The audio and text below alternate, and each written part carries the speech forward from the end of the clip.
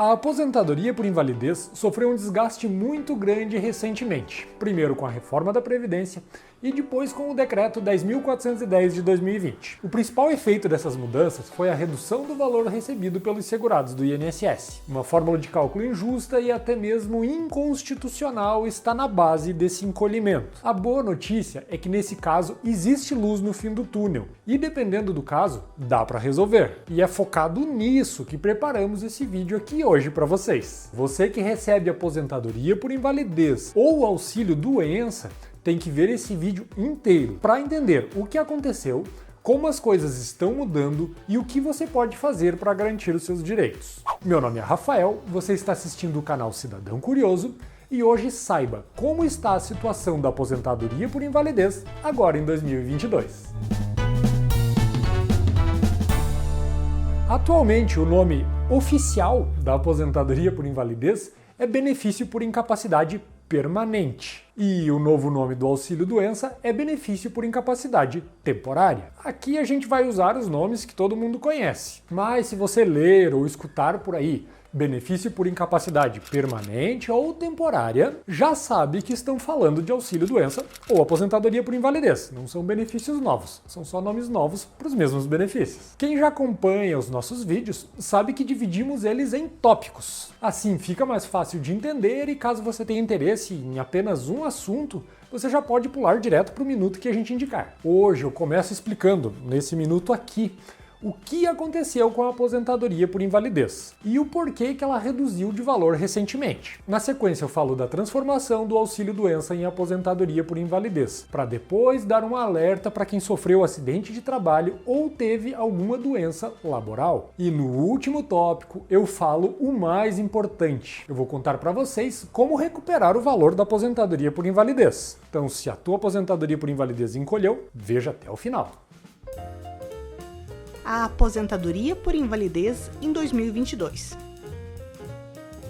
A raiz do vídeo de hoje está na nova fórmula de cálculo da aposentadoria por invalidez. E é bem simples de entender o que mudou, não tem segredo nenhum. É que antes da reforma da Previdência, os segurados que ficassem permanentemente incapazes para o serviço, com direito a receber aposentadoria por invalidez, recebiam 100% do salário de benefício. E antes, o salário de benefício era a média das 80% maiores contribuições feitas por INSS a contar de julho de 1994. Depois da reforma, o salário de benefício passou a ser calculado com base na média de todas as contribuições feitas para a Previdência a contar de julho de 1994. Começando só por aí, sem a exclusão das 20% menores contribuições, a renda do aposentado já diminui, mas não para por aí. Depois de apurar a média com essa nova fórmula, o valor é multiplicado por 60%, mais 2% por ano trabalhado acima dos 15 anos, no caso das mulheres, e por ano trabalhado acima dos 20 anos, no caso dos homens. Não entendeu?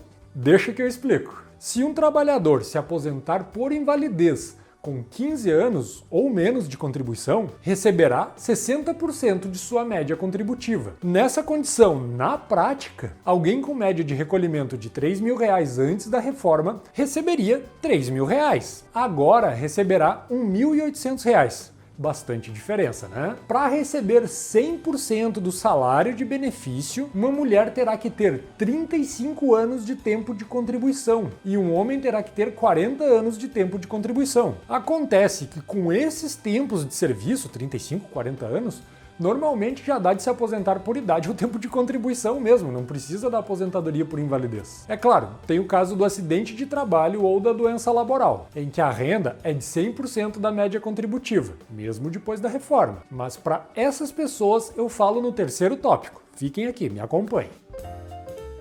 A conversão do auxílio-doença em aposentadoria por invalidez.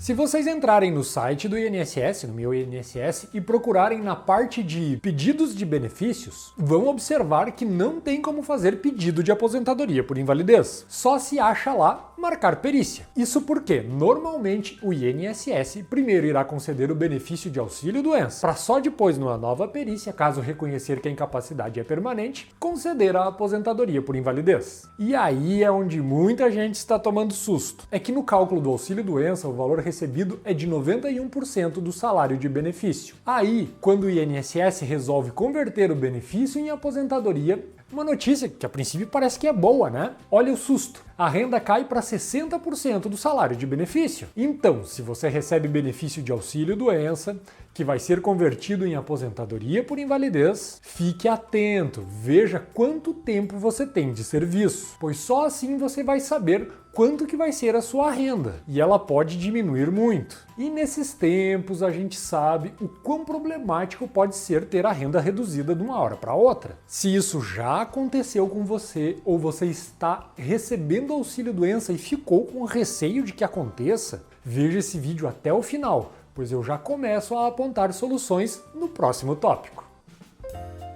Os direitos de quem sofreu acidente do trabalho ou é portador de doença laboral. Aqui a gente já começa com algumas soluções, porque mesmo que você não tenha sofrido acidente de trabalho, veja esse tópico aqui. Ele pode te abrir os olhos para alguns direitos e vai servir para ajudar a entender melhor as teses para revisões que eu falo daqui a pouquinho. Como já comentei, os únicos trabalhadores aposentados por invalidez que estão recebendo 100% do salário de benefício depois da reforma são os que foram afastados por acidente de trabalho ou doença laboral. Para esses trabalhadores não tem a regrinha dos 60% mais 2%. É 100% e deu. Acontece que nem todo mundo que tem direito a esse tipo de benefício está recebendo, pois para o reconhecimento da condição acidentária, há a necessidade de que o empregador forneça a CAT, que é o Comunicado de Acidente de Trabalho. Ocorre que os empregadores não são muito fãs de fornecer a CAT. Isso porque esse documento garante estabilidade de 1 ano para o empregado e obriga o empregador a pagar o FGTS durante o afastamento temporário. Um detalhe é que muita gente esquece que doença laboral é equiparada a acidente de trabalho. Doença laboral é aquela surgida em razão da natureza do trabalho. Exemplos: uma hérnia de disco por carregar peso, tendinite por movimento repetitivo, rompimento de um tendão por esforço exagerado, coisas assim. Isso quer dizer que não precisa ter quebrado uma perna no serviço para ser acidente de trabalho, e assim garantir 100% do salário de contribuição como benefício. O direito também surge para quem tem alguma patologia ligada ao emprego. Se surgiu alguma dúvida e você quer conferir se lhe concederam o benefício certo, olha lá na carta de concessão. Se o afastamento é temporário, o tipo de benefício é o B32. Se o afastamento é permanente, é o B92. Se constar benefício tipo B31 ou B91, você pode precisar de uma ação trabalhista ou previdenciária para corrigir as coisas, e assim deixar tudo acertado e não ter prejuízos. As revisionais que podem ajudar a recuperar a renda.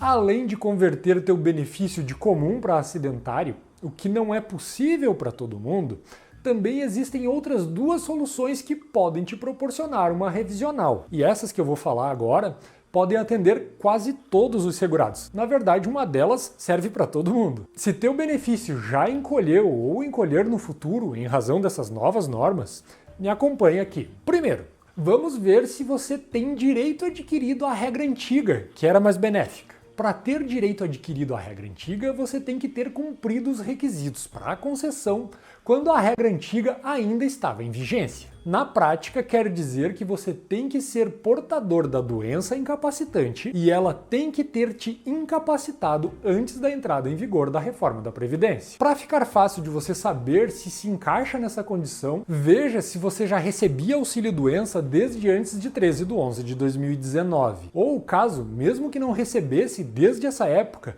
veja teus atestados médicos e analise se por acaso eles indicam que sua doença é a mesma desde antes de 13/11/2019 e se por acaso essa doença te tornava incapaz para o trabalho já naquela época. Se isso ocorreu, você tem direito adquirido à regra antiga e pode pedir uma revisional. Mas agora, nessa última situação especificamente, eu quero que vocês prestem muita atenção, pois é necessário cuidado. Vocês têm que ver se tinham qualidade de segurado quando a incapacidade anotada nesses atestados começou, pois se vocês estavam sem cobertura do INSS, o benefício poderá ser negado por ocorrer filiação à Previdência posterior, depois do início da incapacidade. Então, não tome nenhuma atitude sem antes conversar com um bom advogado previdenciarista. A segunda solução é ainda melhor porque atende todos os segurados, não só aqueles que recebiam o auxílio-doença há mais tempo. O que acontece é que já começaram a surgir decisões dos tribunais considerando inconstitucional a norma da reforma da Previdência